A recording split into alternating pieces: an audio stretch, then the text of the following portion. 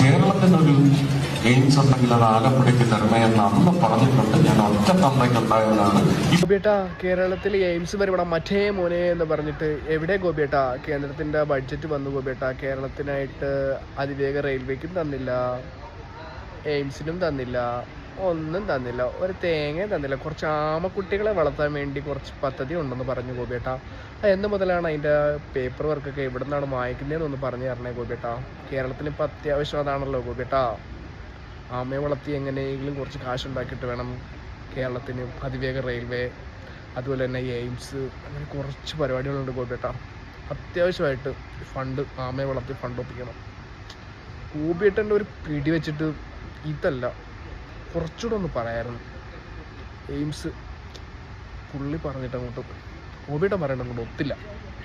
ഗോപിയേട്ട ഇനി അടുത്തത് എന്തായിരിക്കും? അടുത്ത വാഗ്ദാനം തൃശ്ശൂർ വേണോ അതോ ആലപ്പുഴയിൽ വേണോ നമുക്ക് ആമകൃഷി തുടങ്ങേണ്ടത്? കുറച്ച് തൃശ്ശൂരായാലോ ആമകൃഷി? എൻ്റെ ഗോപിയേട്ടൻ പറയണ പോലെ. പിന്നെ ഇന്ത്യയിൽ കേരളം എന്ന് പറയുന്ന സംസ്ഥാനം തന്നെ ഉണ്ടാകുന്നത് തന്നെ അവന്മാർക്ക് ഡൗട്ടാണ്.